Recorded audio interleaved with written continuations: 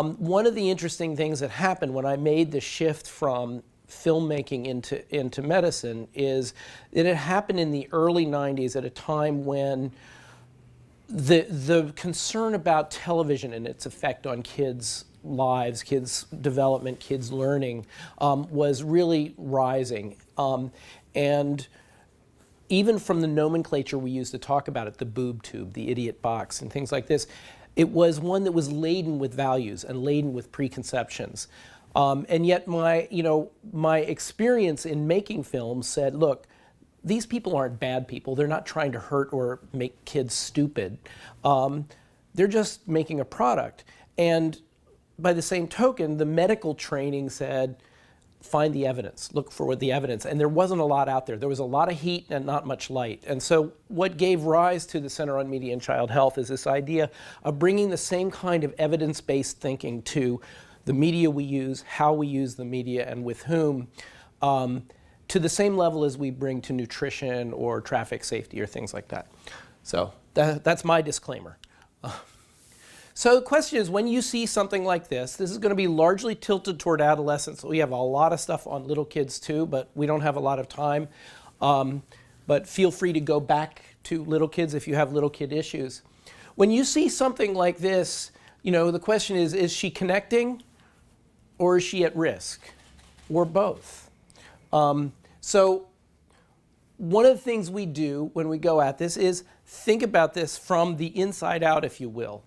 Some of you may have seen this article in National Geographic about the teenage brain. We are learning a lot about the teenage brain, both from technology like functional MRI imaging, but also from a lot of behavioral research.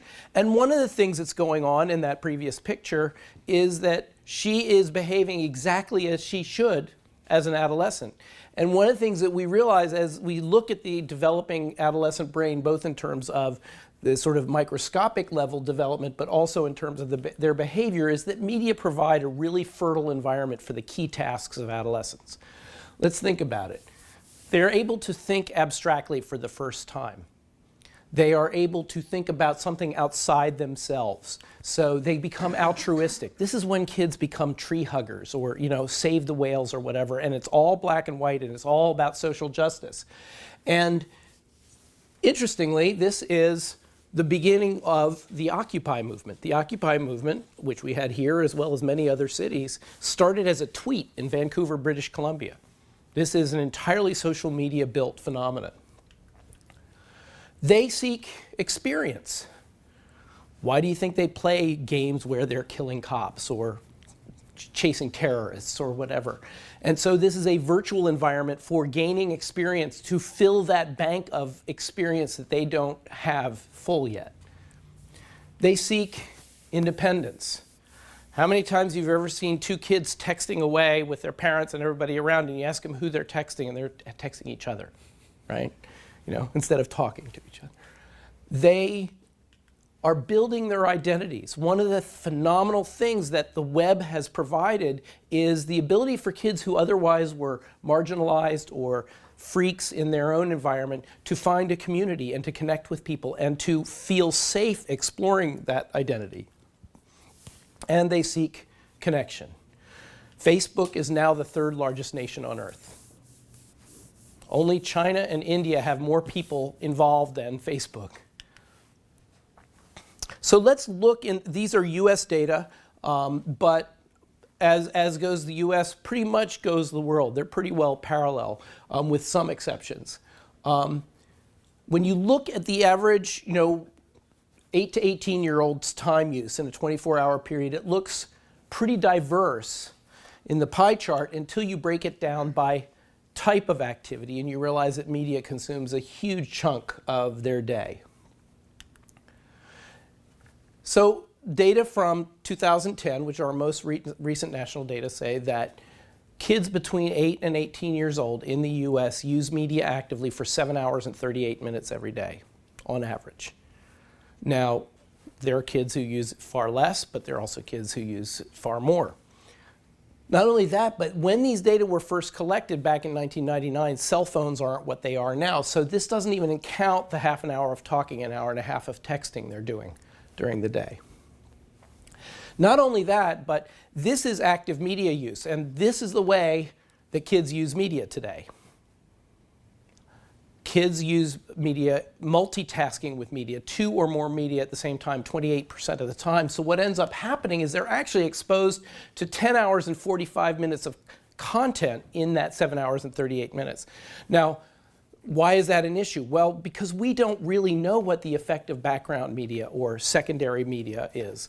One could say, oh, well, it's okay for them to have, a violent movie going on over here as long as they're doing their math homework, because they're not paying attention to it. But you could also see, if they're not paying attention to it, their critical faculties aren't in place. That information is coming in essentially unchallenged, unopposed, if you will, and becomes more of what shifts their center.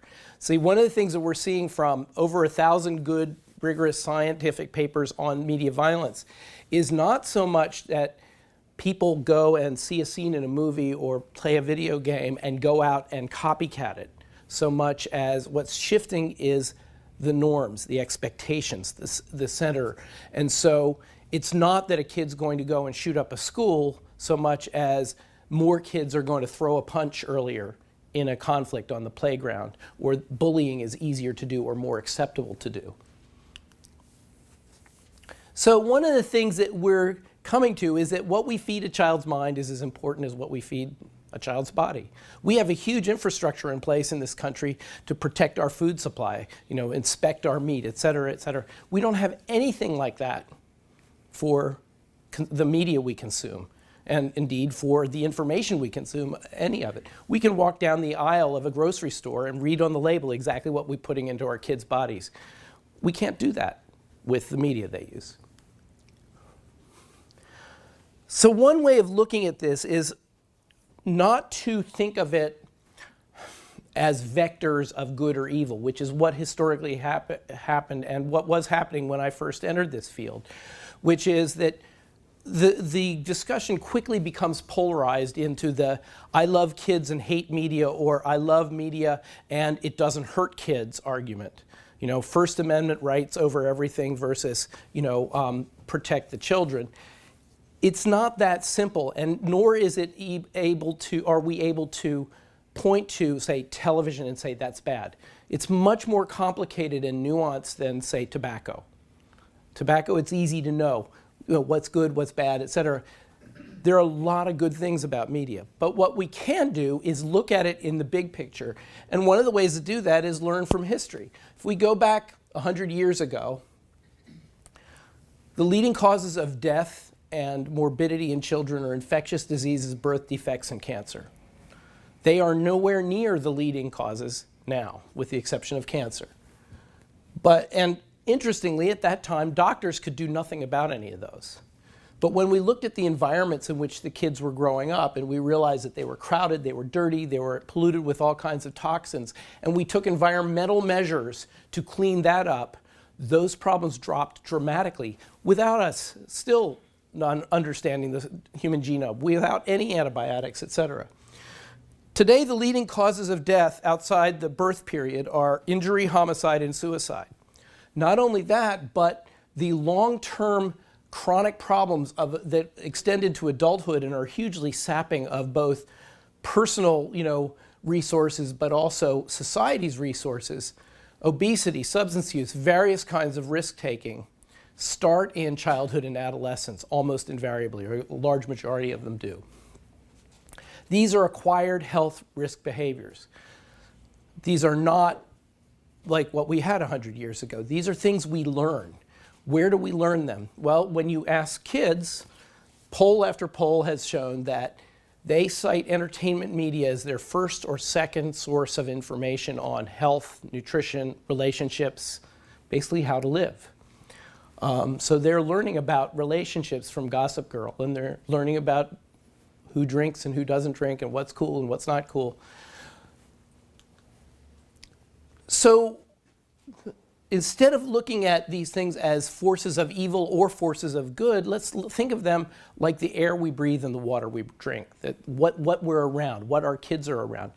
And recognize that they're there we're not here to ban them or censor them or cut them off, but to understand them, understand how we are affected and changed by them, and make active, mindful choices about how to use them. Can there be such a thing as too much media? Well, we've known for a couple of decades now, and study after study has shown a dose-response relationship between reported hours of watching television, mostly. There is some other screen time in there, but it's mostly watching television and your risk of overweight and obesity. Now, the initial response of everybody to that is, of course, that's the only time kids sit still, right? It's sedentary behavior. Well, interestingly enough, when you drill down into these data, we find that there is just as much strenuous physical activity in the kids who have a lot of screen time as the kids who don't have a lot of screen time. And yet, there is this distinct difference. Not only that, but when you take the kids who have a lot of screen time and cut down their screen time, first of all, their physical activity level does not change. They're just as sedentary, but their weight does.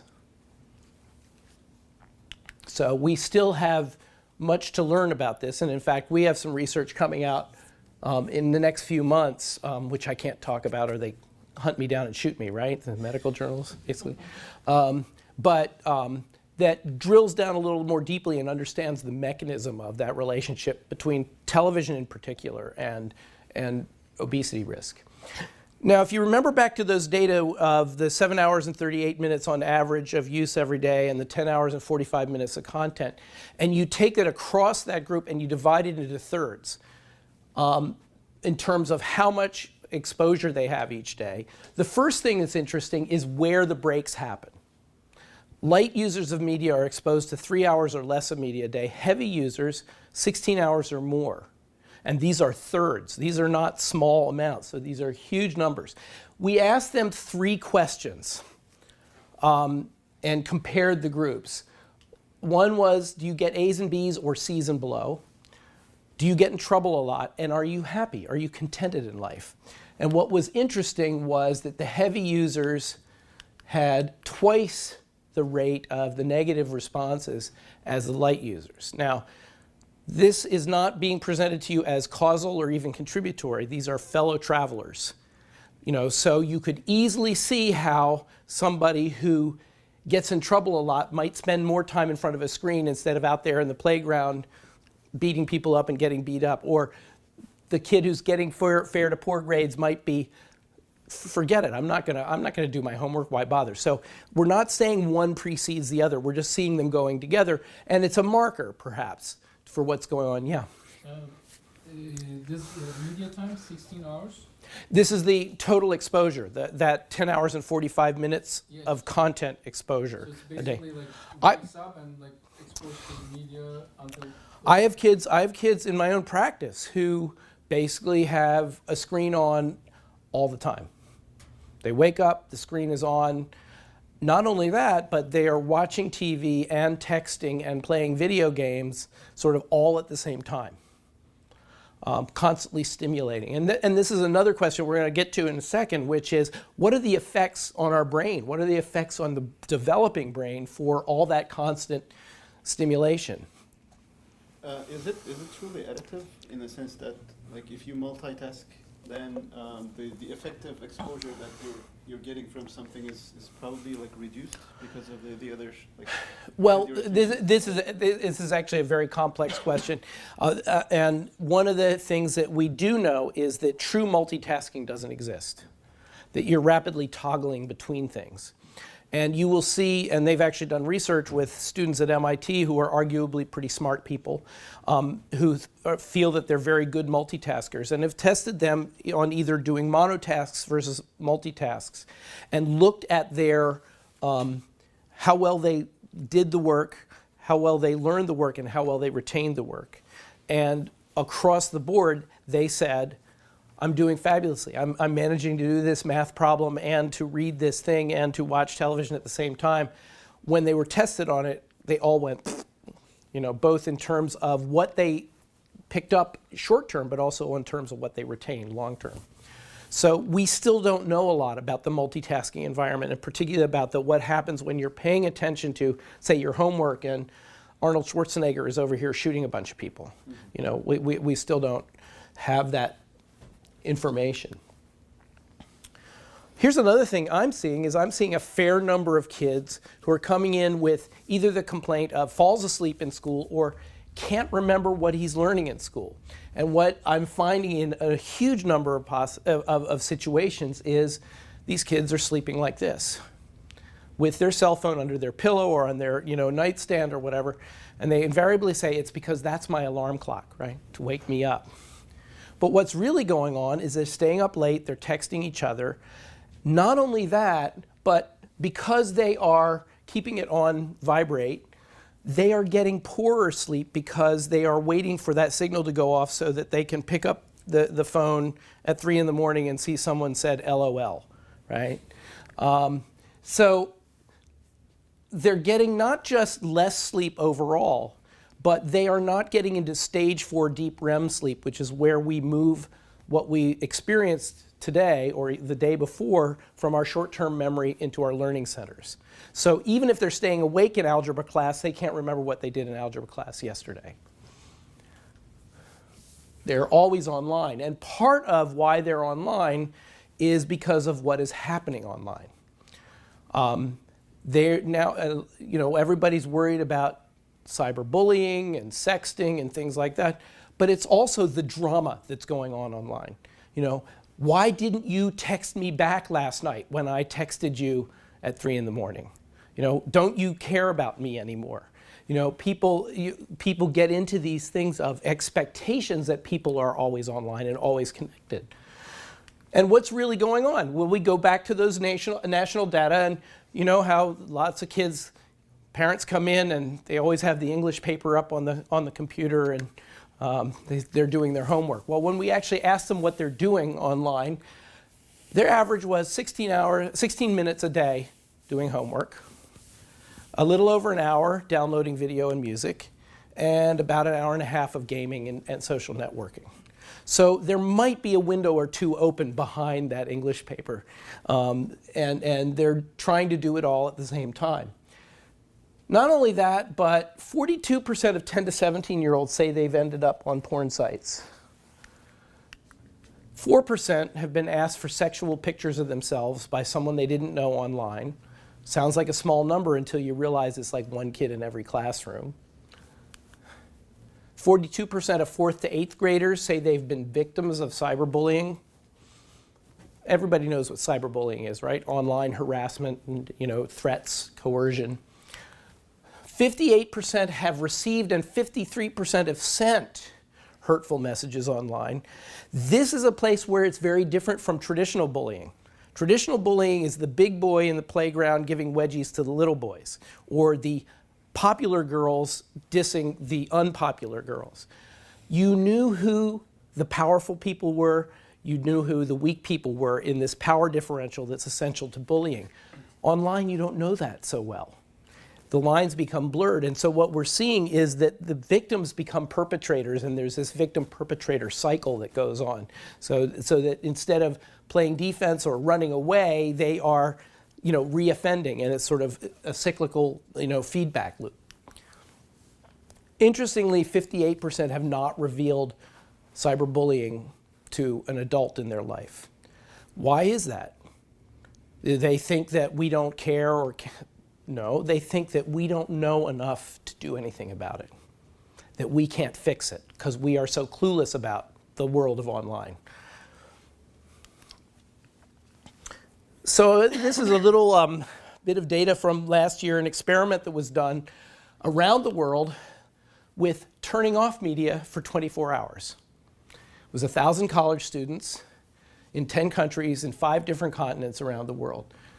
And here are some of the reactions. I did not know what to do with myself from the UK. I can't live without media from Chile.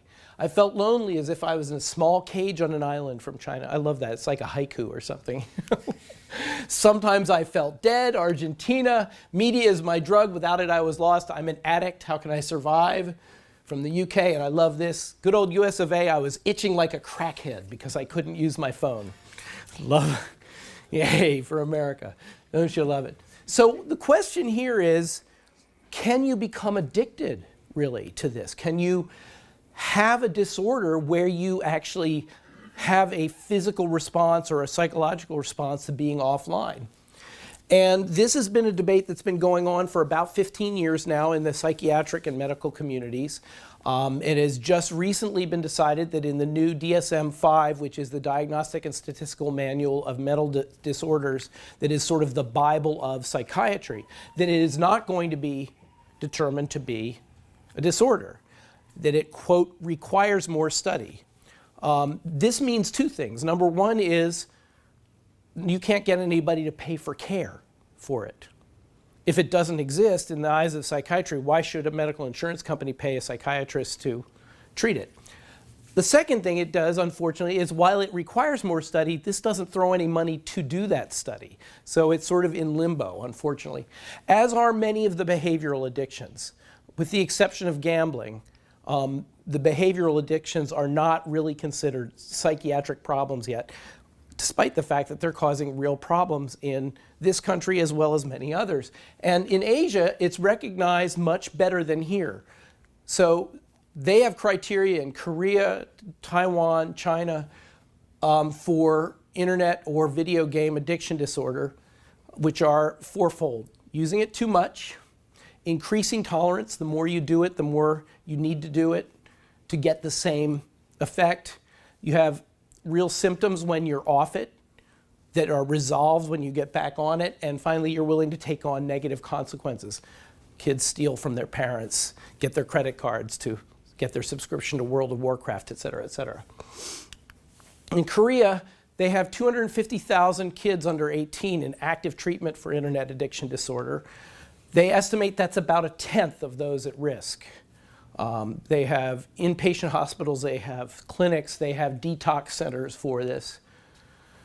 And even in this country, those who meet criteria, Asian criteria for internet addiction disorder have consistently higher scores on obsession compulsive, depression, anxiety, hostility, paranoid ideation, and lower scores on interpersonal sensitivity than those who don't meet these criteria.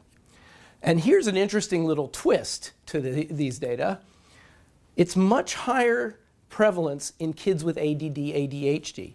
And if anybody's ever known folks with ADD, ADHD, they do very well in computer or video game environments. Those are good environments for them. They actually function very well. And in fact, we often create computer environments as workarounds for kids who have a hard time paying attention in a lecture situation or a lab situation. Now, they also are more susceptible to this, probably because it's a more comfortable and manageable environment for them. But interestingly, when they play the games, their symptoms subside. So you can actually measure their attention before they play a video game and after they play a video game and see a significant improvement in their attention. Not only that, but those who meet criteria for internet addiction disorder, when they are given Ritalin, the main or the old school mainstay drug for attention deficit disorder, their internet addiction disorder symptoms subside. So there's some kind of cross relationship here between ADD and potential addiction to online or video game play that we don't have totally characterized. So, and it's not an accepted diagnosis yet. So let's go back to those 1,000 students 2 weeks after they turned off for 24 hours. It was unpleasant to realize I'm constantly distracted from Mexico. When you really get off the media, you realize how many quality things you can do from Lebanon. I interacted with my parents more than usual from Mexico. And I love this. I lived with my best friends for 3 years. This is one of the best days we've spent together. One of the things that I am seeing actually in my own clinical practice is more and more kids who are coming in either with this as a chief complaint or where it's one of many complaints, like, you know, never get off the phone, never get off online or a video game or whatever. And I have started recommending taking a digital Sabbath. One day a week, turn it all off. And the results that are coming back to me are phenomenal. They're saying, we went outside and played football. You know, we went for a walk. We played a board game. We read a book. And it's like people are reconnecting with each other because they're taking the screens out from between each other. Now, it's one final thing I wanted to touch on is this brain mapping. We talked about this a little bit at lunch. We now can map what parts of the brain do what. In other words, we used to have to wait till someone had a stroke or a traumatic brain injury, and then we saw what functions they lost to realize that that part of the brain governed the right hand or whatever. But now we can put people in an MRI tube and have them tap their fingers together or sing a song or look at the color red, and we see what lights up and what doesn't. And you see little distinct areas of the brain light up, and you map it and you move on. Well, interestingly, some of the people who are doing this work turned on the tube in between tasks, when their subjects were lying there in the MRI tube staring at beige plastic 6 inches from their face. Arguably, unless you're claustrophobic, one of the more boring environments in the world. But what they were doing is their mind was wandering. And what they found was that a whole diverse area of the brain lit up, not just when their mind was wandering, but it did it in a consistent way. The same areas of the brain lit up. And so they immediately decided, as the folks who did DNA work, when they found DNA that they didn't know what it did, they called it junk DNA. Now look at what we're finding out about junk DNA. You know, it's the source of all epigenetics, really. They called this the default mode network. Essentially, your brain on idle, your brain doing nothing. But then some people started asking, what's going on when your brain is wandering? And they said, well, you know, the last thing you did was you showed me a piece of red cardboard. And it reminded me of the tomatoes in the garden that I have to pick because they're overripe, but then maybe I can make tomato sauce with them the way Grandma used to make. And I miss Grandma because she died last year, but at the funeral I met a second cousin I'd never met before. And that's the way our brain works. And so people started thinking, wow, maybe this is where this mind wandering, so-called, is not only where we're doing sort of housekeeping for our brain, but it's where we're building that template of self that Freud talked about. This unique collection of memory, sensation, knowledge, ideas, creativity that make us all separate and unique from each other. Another whole group is working on the idea of creativity. The idea of this is where we do divergent than convergent thinking, going out and picking up all these unrelated things and putting them together in a new way. And interestingly enough, you know, we've measured IQ since the late 1800s. And every generation since we first started measuring IQ, the collective population IQ has risen by about 10 points per generation. It's called the Flynn effect. Now, are we getting smarter? Or is it because of what we measure for IQ? Think about it. What we measure for IQ is how well do we access information? How quickly and how accurately do we access it? There are other kinds of intelligence, as we know from the work of Howard Gardner and others, such as creative intelligence. There's also something called the CQ, or creativity quotient, that's been measured since the 1950s. And it has consistently gone down since it was first measured, with a steeper inflection in the early 90s, and we don't know why. But it could be that we're so busy puncturing, you know, hitting ourselves with all this information, collecting information which makes our IQ better, that we may be losing touch with our skills from the default mode network. And it, again, harkens back to history.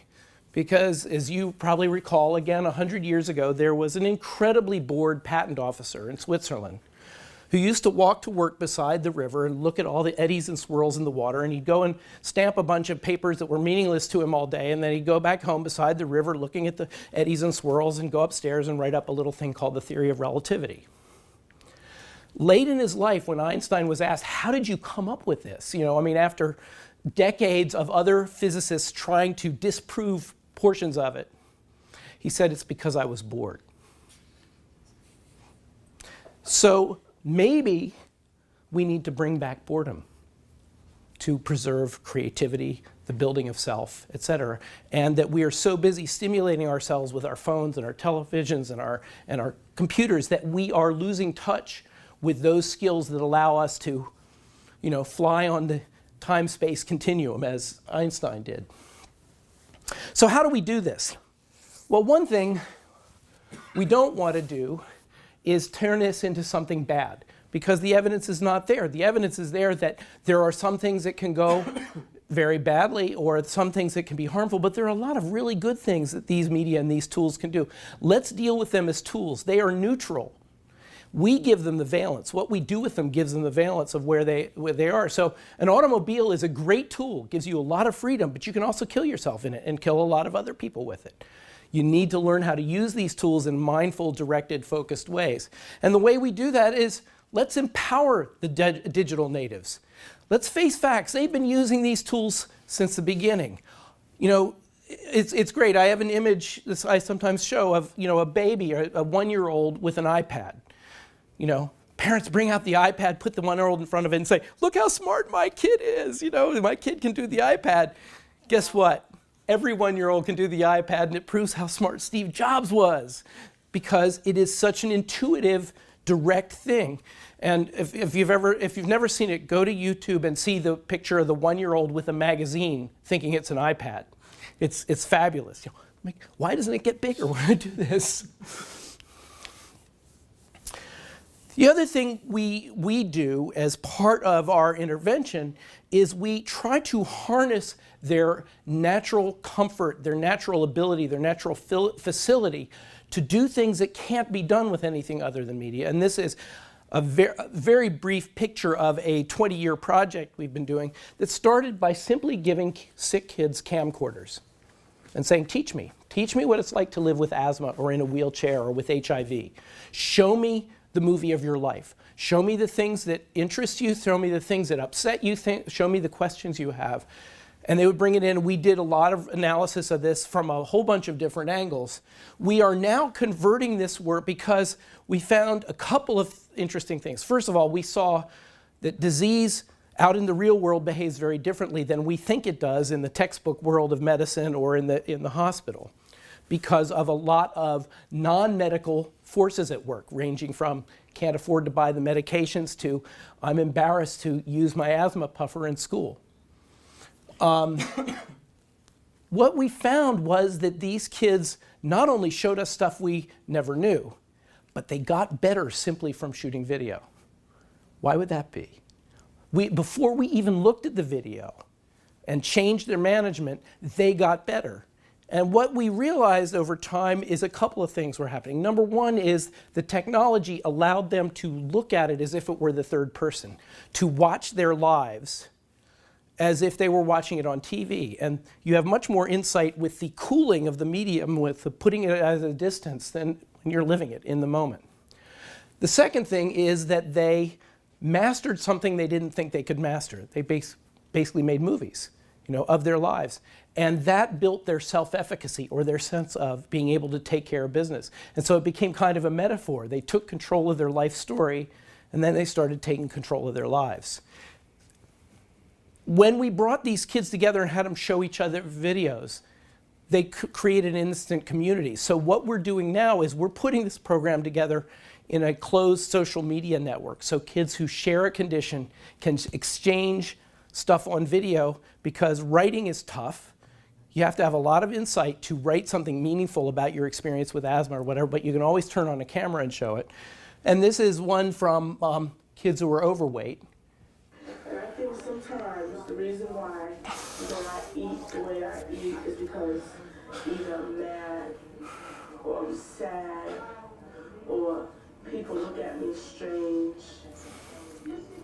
I really don't know the reason why, but it's like I'll eat even if I'm not hungry. If I'm hurting, I feel that's when I eat the most, you know what I'm saying?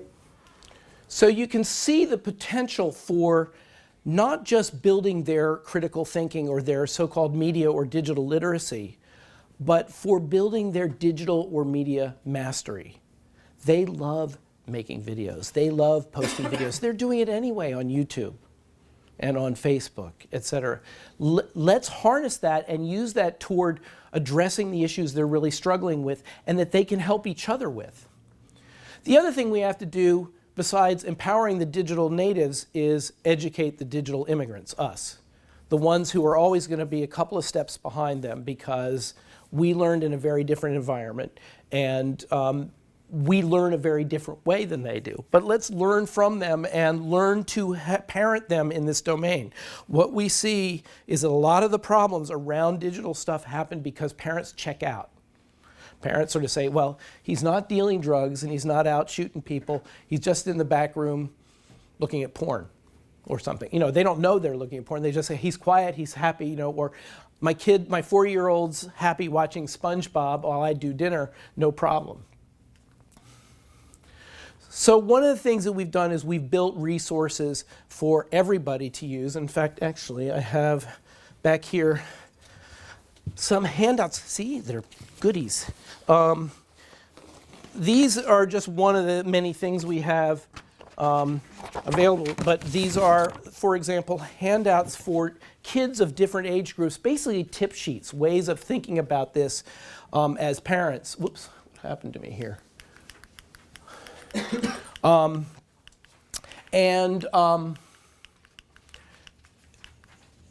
We've put together a database of research at the Center on Media and Child Health, the good science that's out there, tried to cull out a lot of the pseudoscience because there's a fair amount of pseudoscience out there, in some cases funded and supported by, I'll get there, funded and supported by the entertainment industries, in some cases just bad science. And they're available through our website. That resource is available on these handouts as well. But we have a number of ways of getting it out to people as well. The idea behind it is to take something that is bothersome to us as a society, like sexting, for example, and turn it into something we can manage the way we manage our kids' education or nutrition, et cetera. So let's take sexting. 13-year-old girl falls in love with the man she will love till the day she dies, right? So the first time, isn't it always that way? I don't mean to pick you out, but you're the only woman here who can witness it.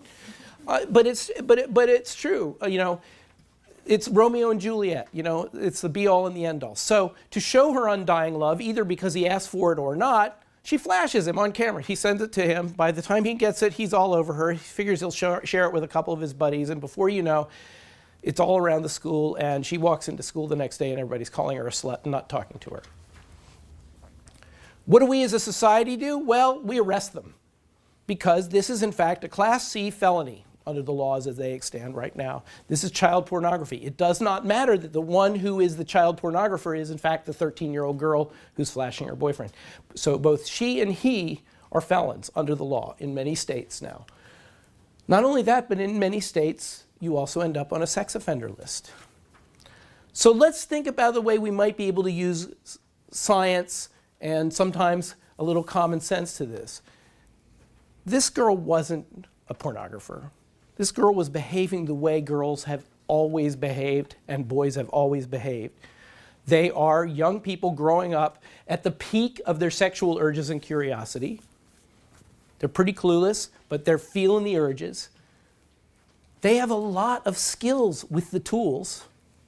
They are surrounded by clueless adults, both about the media and about their sexual behavior or sexual maturation. We know time and time again, parents are absolutely convinced their kids aren't having sex. Well, guess what? You know, they're having sex, but their parents are very much out of sync with that. Not only that, but in particular, these kids don't have any executive function yet. Their prefrontal cortex is not there and will not be there until their mid to late 20s.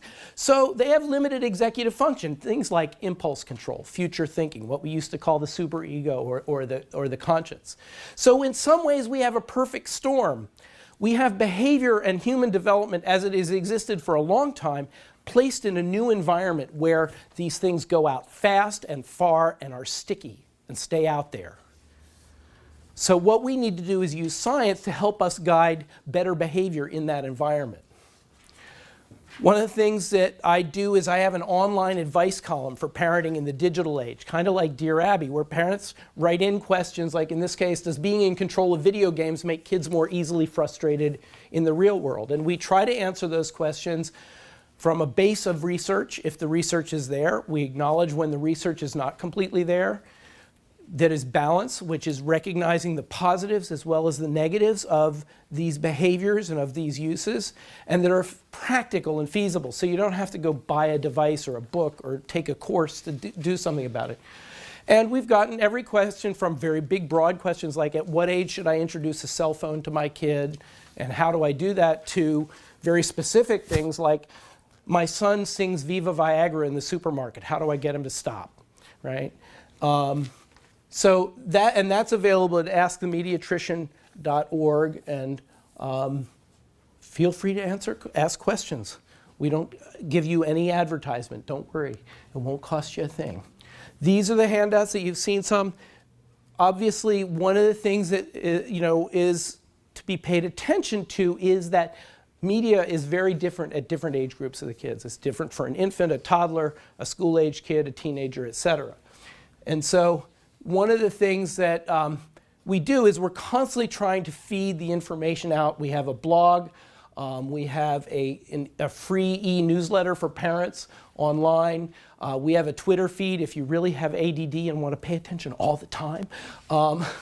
And most interestingly to me right now is the Facebook page, because for an organization, what happens with Facebook is that we post our stuff up there, and then dialogues start happening. So parents start trying some of the strategies we recommend and Ask the Mediatrician. They come back and they say, this worked really well, but I couldn't do this in my community because of this, rule, or my kid's in a Catholic school and I couldn't do that, and I modified it this way. So it's becoming kind of a village square for trading ideas, because there's no absolute right answer. We're figuring this out as we go along, hopefully informed and enlightened by as much data as possible.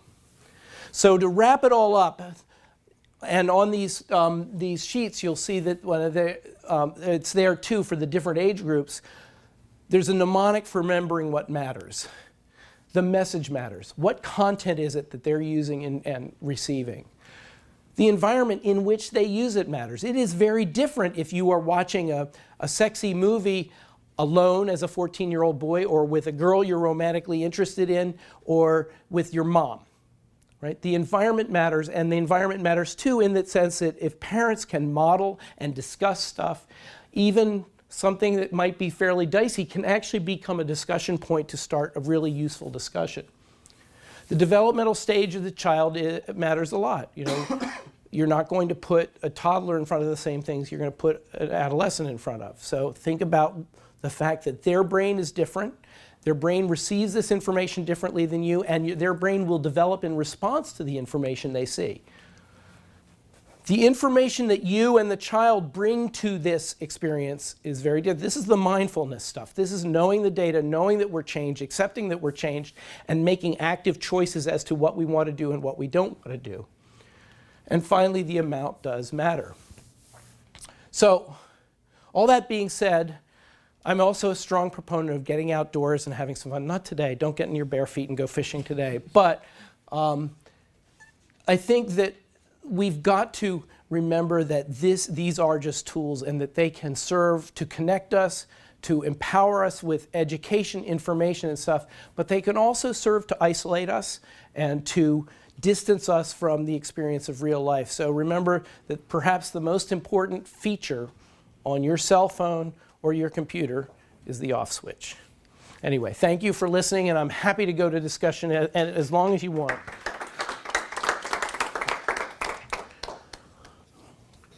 So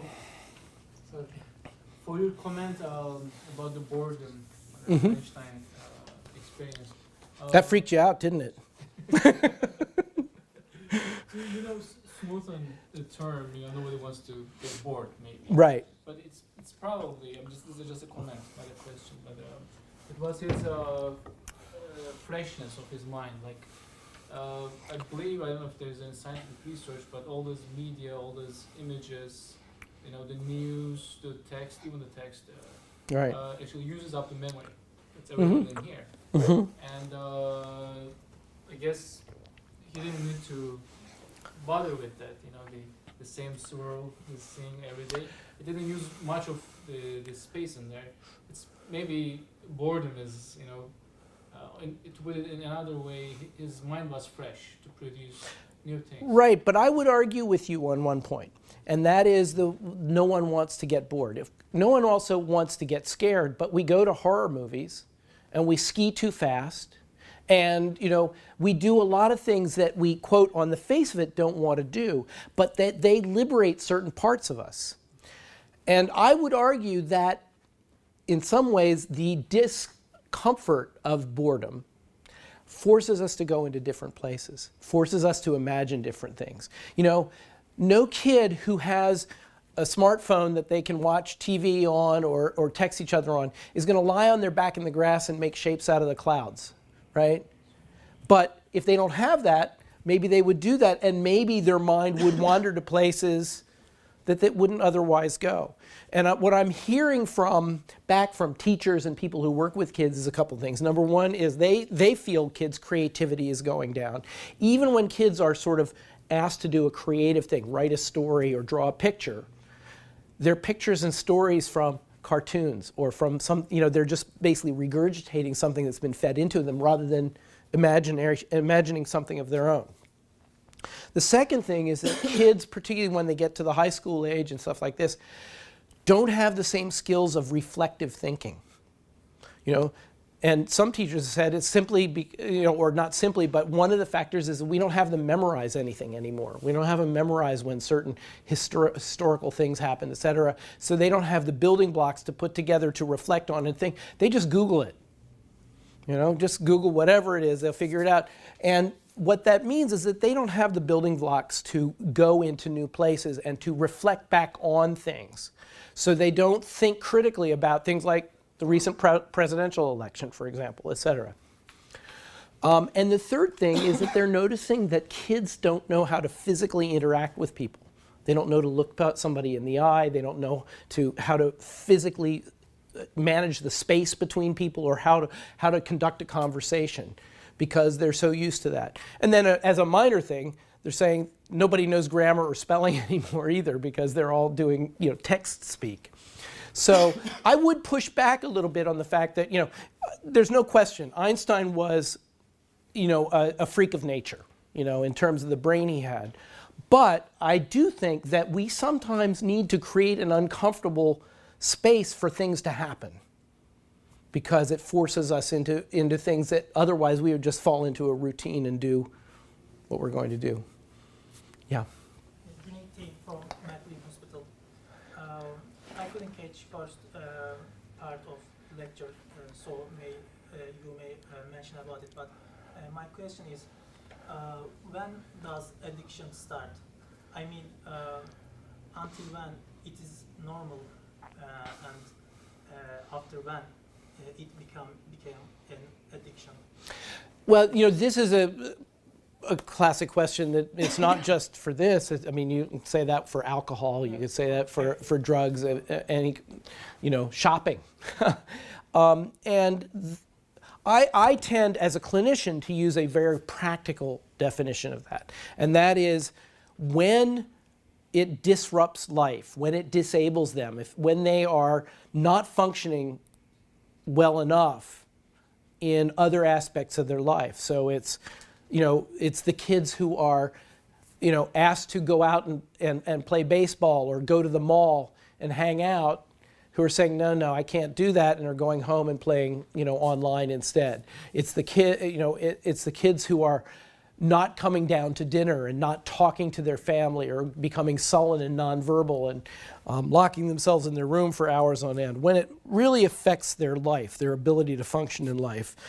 And also the other thing I do is I don't particularly like the term addiction, because it brings out a lot of issues. Number one is it's stigmatizing.